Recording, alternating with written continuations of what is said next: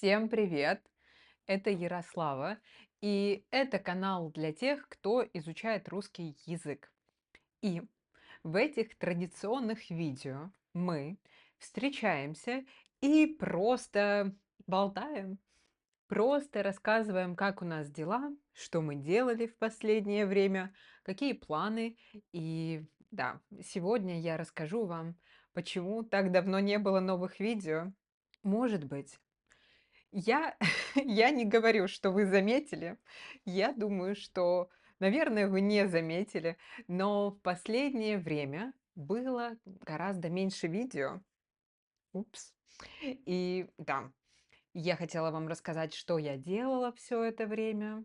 Обычно на этом моменте блогеры начинают говорить: "Я готовила для вас специальный сюрприз, я работала над специальным проектом, над секретным проектом". Я не работала над секретным проектом, я не делала ничего особенного, я просто старалась больше отдыхать. Да, и мне даже некомфортно, немного не по себе, немного неудобно говорить это, потому что мне кажется, что в нашем мире все привыкли, что нужно много работать. Ну, м, и нет, и да, но мне кажется, что если ты не работаешь, я, например, когда я не работаю, я начинаю себя часто критиковать. Я думаю: "Ах, почему ты не сделала это? Почему ты не сделала то? Почему ты не сделала пятое, десятое?" Ну ладно. И я подумала, я просто буду стараться наслаждаться погодой, делать что-нибудь интересное, проводить время без экранов, как можно меньше в интернете и тем более в социальных сетях. И, ну, потом я еще заболела. Ну, ладно. В общем, мне, мне даже неловко вам говорить, что я просто отдыхала, и поэтому я не делала новые видео. Если честно, то я даже не читала комментарии. Я читала некоторые комментарии, но у меня не было сил, энергии, внутренних сил на них отвечать. Если честно, простите, пожалуйста, если вы писали комментарии, я, я благодарна, но я просто, я не знаю, мне хотелось быть оффлайн. Конечно, я работала, но я работала со своими студентами, с ребятами в спринтах, но это все, это все.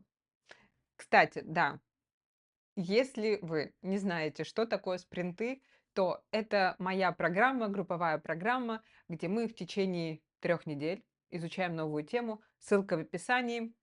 Подробнее, может быть, я расскажу об этом позже, в деталях, но не сейчас. А как ваши 2 месяца? Что вы делали? Ладно, вы знаете, что эти видео такие спонтанные. Конечно, я думаю о том, что я буду вам рассказывать, но я не планирую все от начала до конца. Поэтому это такой поток, это такая импровизация. Что я делала в течение этих 2 месяцев? Что было интересного? Ну, во-первых, я уже говорила, наверное, в прошлом видео. Я хотела вам показать кое-что. Пока я записываю это видео, я поставила тесто готовиться, тесто подниматься. И у нас сейчас зима. Ну, в Аргентине, в Буэнос-Айресе зима, конечно, не самая холодная, но сейчас стабильно днем, наверное, +7-10, ночью холоднее. Так вот, и у нас сейчас зима, я решила приготовить хлеб, почему бы и нет. И у нас дома теплые полы. Поэтому я подумала, что, наверное, это будет хорошая идея, если я поставлю, ну, тесто на маленький участок, где теплый пол, чтобы тесто лучше поднялось. И в конце видео мы с вами посмотрим результаты, как сработала моя идея. Сработает это или нет, поднимется тесто или нет. Ну ладно. Итак, о чем я говорила? Я говорила о том, что я делала эти 2 месяца. Я, наверное, уже рассказывала в одном из прошлых видео о том, что я начала учить испанский. Ну, я уже учу испанский, но в этот раз я пошла в школу, в испанскую школу, школу испанского языка. Ну, это катастрофа. Мне неловко, конечно, об этом говорить, но я очень расстроена, разочарована. Я не буду выдаваться в детали, я не буду говорить это все в деталях, но так, мы с вами немного посплетничаем. Хорошо? Можно немного посплетничать здесь? Так вот, я пошла в один аргентинский колледж, институт. Там есть программа для иностранцев. э, да, учить испанский язык. Супер. И благодаря этой программе можно получить вид на жительство. И я подумала, супер, можно убить 2 зайцев одним выстрелом. Можно и учить испанский, и получить резиденцию, потому что я здесь живу без резиденции. Сразу, если у вас вопросы. В Аргентине нет понятия нелегал. Поэтому в теории вы можете приехать, и вы можете быть в Аргентине сколько вы хотите. И потом, когда вы будете уезжать, вы просто заплатите небольшой штраф, ну это не знаю сколько, $30. И в принципе все. То есть в Аргентине политика такая, что если вы приехали в Аргентину, и вы здесь находитесь долго, наверное, у вас есть причина. Наверное, это не просто так. Так вот, я здесь была без резиденции уже 2 года, и я подумала, какая классная возможность. Эта школа находится совсем недалеко от меня, и я подумала, просто идеально. Ладно, эта школа достаточно дорогая, цена там кусачая, но я подумала, ладно, мне нужна резиденция, я хочу учить, наверное, это будет меня мотивировать учиться. И я подумала, что за год можно, например, дойти до уровня B1.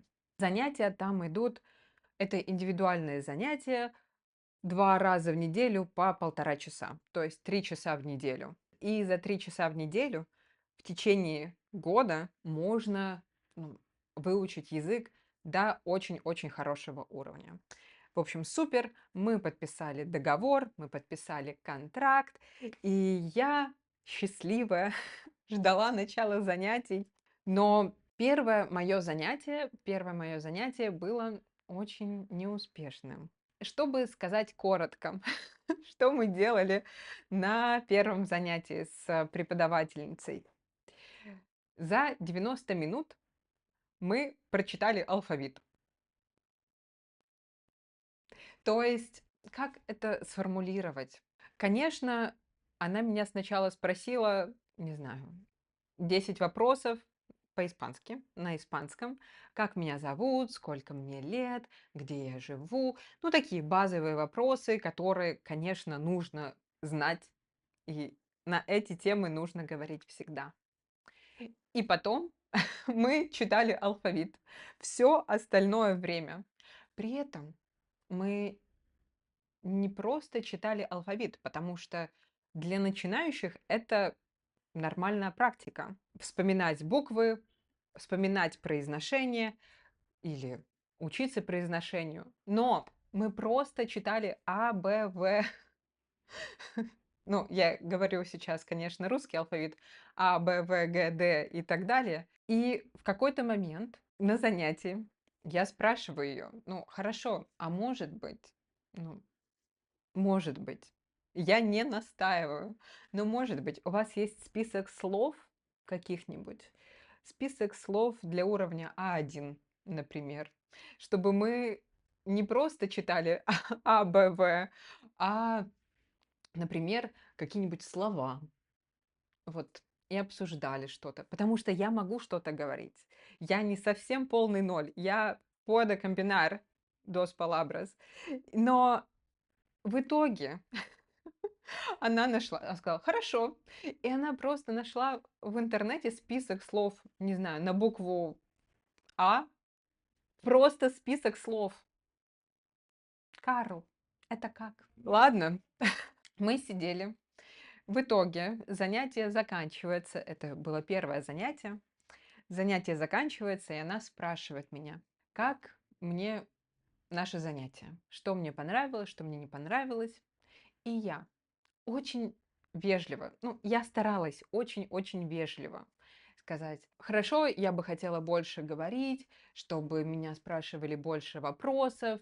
И если мы берем какую-то грамматическую тему, ну, грубо говоря, какую-то тему, то, пожалуйста, можно будет много примеров использования, чтобы я могла это использовать сразу.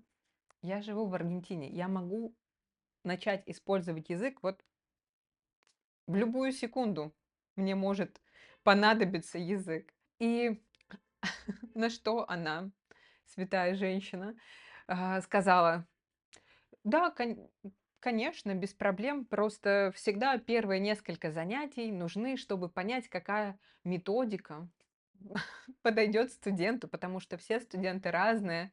Извините, пожалуйста, я преподаю русский язык, но я думаю, что для всех иностранных языков принципы одни.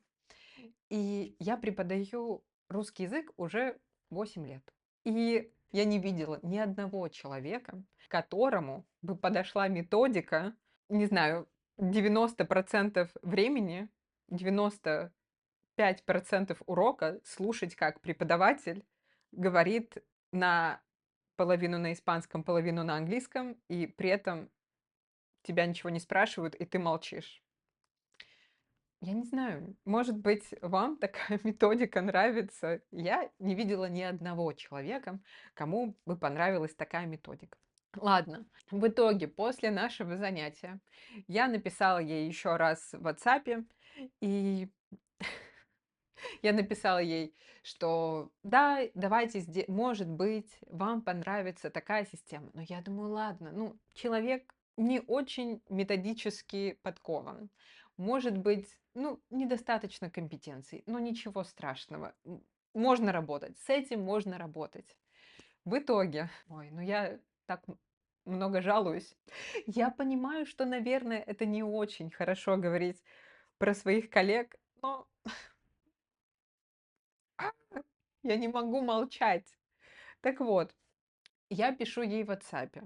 Очень вежливое письмо, очень вежливое сообщение, что, может быть, как вы думаете, давайте попробуем делать так. Вот у нас занятие 1,5 часа. Давайте полчаса мы с вами будем просто разговаривать о погоде, как, какие фильмы я смотрела, что я ела, что делала. Ну, в общем, какие-то базовые темы. Small talk. Вот об этом, кстати, было последнее мое видео. Я говорю, давайте полчаса будем говорить на такие темы. Потом полчаса можете делать, что хотите со мной. Я могу читать алфавит, просто без слов, просто А, Б, В. Окей, без проблем. А потом полчаса я говорю, давайте, я читаю книжку Матильда, мы, может быть, можем ее читать. Я готовлюсь к шахматному турниру. Может быть, мы можем вместе играть в шахматы, если вы играете в шахматы, и вы мне можете что-то там, не знаю, прокомментировать. Я писала очень вежливо. В итоге она молчит. Ну, там еще были другие мелочи, например, что в теории, когда я подписывала контракт, а, что можно было, чтобы занятия были онлайн или оффлайн в их школе. И я хотела, чтобы занятия были и онлайн, и оффлайн, потому что, ну, я думаю, вы понимаете, что когда вы с человеком лицом к лицу, то эффект другой. Так вот, я написала ей это сообщение. Ой, тишина. Ладно, я жду. День, второй, третий. Тишина. В итоге, в день нашего следующего занятия, я ей пишу. Здравствуйте, что вы думаете, как ваше настроение, что вы думаете по поводу моего предложения? И она мне просто пишет. Здравствуйте, с вами свяжутся и найдут вам другого преподавателя. Ладно. Потом мне нашли другого преподавателя. Я даже написала снова в эту школу напрямую к куратору и объяснила ситуацию, что мне не нужно ничего сверхъестественного. Вот честно, мне не нужно ничего сумасшедшего. В итоге, и я спросила, кстати, что там по поводу онлайн и оффлайн? А мне сказали, вы знаете, для нас оффлайн это гораздо дороже, потому что за оффлайн уроки они платят преподавателям гораздо больше, чем за онлайн уроки. И я сижу с лицом лица и думаю, почему вы мне тогда предлагали, что может быть оффлайн, что может быть онлайн? Почему вы мне это говорите? Интересный вопрос, но ладно. И, кстати, эти уроки очень дорогие.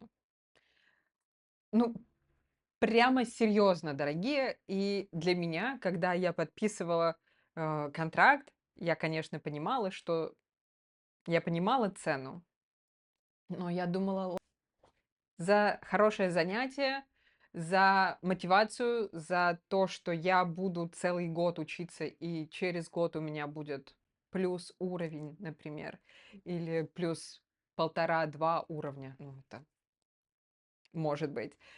Думаю, ладно, я это заплачу. В итоге мне нашли другого преподавателя, но он хотя бы веселый мужчина. Хотя, конечно, он тоже может иногда полчаса просто рассказывать историю своего имени. И в это время я просто сижу и думаю, окей, это просто, не знаю, подкаст на испанском и английском. Но хотя бы мой преподаватель сейчас очень отзывчивый. Если я что-то ему предлагаю и говорю, может быть так, он говорит, хорошо, давайте попробуем так. Хорошо, давайте сделаем так.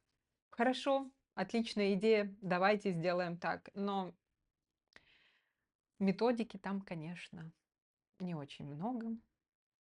И самое обидное, что это в контрасте с тем, как я хожу на занятия английским языком.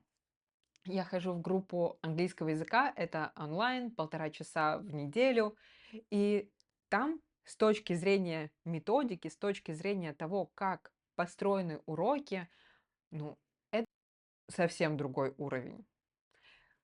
Где каждая лексика, вся лексика, она снова повторяется в разных занятиях по-разному. Там есть быстрый темп, там есть обратная связь. Ну, в общем, от этого мне немного грустно. Но ничего страшного. Ничего страшного. Я морально готовлюсь к тому, что... Да, кстати, я не могу вернуть деньги за мою испанскую школу. И да, и я жду мою резиденцию, вид на жительство. Поэтому, ну что, надо просто наслаждаться тем, что есть. Вот такая ситуация. Ой, наверное, я слишком долго жаловалась. Простите, пожалуйста. Что еще? Что еще я делала? Я работала со студентами, мы работали в спринтах тоже, и я обновила форму заявки. Кстати, если я вам не отвечала, если вы заполнили прошлую форму, а я вам не ответила, то я отвечу. У нас все равно был спринт, поэтому вы ничего не пропустили. И следующий спринт только начнется 7 июля. Да, у нас сейчас перерыв 2 недели. На следующей неделе, кстати, будет секретный гость у нас в гостях. Секретный гость у нас в гостях. Да, поэтому, если вы хотите учить русский язык со мной в отличной компании, то добро пожаловать. Ссылка в описании. Я всех вас жду. В прошлом месяце мы говорили про эмоции и чувства. В позапрошлом месяце мы тоже говорили про эмоции и чувства. Все эти материалы и все прошлые материалы, все вебинары, все материалы прошлых спринтов для вас доступны. Они доступны для всех участников спринтов, поэтому добро пожаловать к нам. Что еще я делала эти 2 месяца? Хм, ну, как и раньше, я продолжаю тренироваться, продолжаю читать Библию. Я решила читать Евангелие. И, если честно, то они гораздо более динамичные, написаны более современным языком. Если так можно, конечно, выразиться, если так можно сказать. И потом я еще читала разные детективы. Я читала сейчас дополнительно. Я читаю книгу про зомби. Наверное, вы про это не знали, но, наверное, я про это и не рассказывала никогда. Много-много лет назад, около... Сколько мне? Около 15 лет назад я очень увлекалась зомби-тематикой, зомби-апокалипсисом. Я, наверное, прочитала все книги того периода про зомби, посмотрела все фильмы, и не знаю почему, мне просто было очень интересно, мне просто нравилось. Я не играла в компьютерные игры, но читала книжки. И сейчас я перечитываю одну из тех книг моего прошлого. Она называется «Корм», автор Мира Грант. Да. Ну, в общем, просто беллетристика для хорошего настроения. И да, я ходила гулять много, ела что-нибудь вкусное много. Видите, готовлю хлеб. Давайте посмотрим. Так, как вы думаете, растет или нет? Есть прогресс? Мне кажется, немного. Еще. Я пересмотрела «Властелина колец». Я не читала книг, потому что мне не очень нравятся фэнтези-книги, но фильм мне нравится. При этом, когда я смотрела «Властелина колец» очень давно, еще в школе, мне казалось, господи, что за скукота, как скучно и неинтересно. А потом, в возрасте 23, наверное, лет, я пересмотрела и как поняла. Да, то есть мы смотрели «Властелина колец», а, Нолана и что еще? Да, кажется, и все. А, еще я читала разную советскую фантастику. Точно, точно. Да, вот такие скучные 2 месяца. Хотя я бы не сказала, что они были скучными, но они точно были такими восстанавливающими. И я не обещаю, что я буду делать какие-то секретные проекты, но все мои проекты вы знаете. Да, это этот YouTube-канал, это спринты. Ну да, у меня еще есть студенты, поэтому если вы хотите учить русский язык со мной, то вы в правильном месте, вы там, где нужно. И мы с вами встретимся совсем скоро. Я это обещаю. Как мы говорим, зуб даю, обещаю. Как ваше ничего, что вы делали? И это было такое сумбурное видео, но вы хотя бы вспомнили, как я выгляжу. Да. Не скучайте и до скорой встречи. Пока-пока.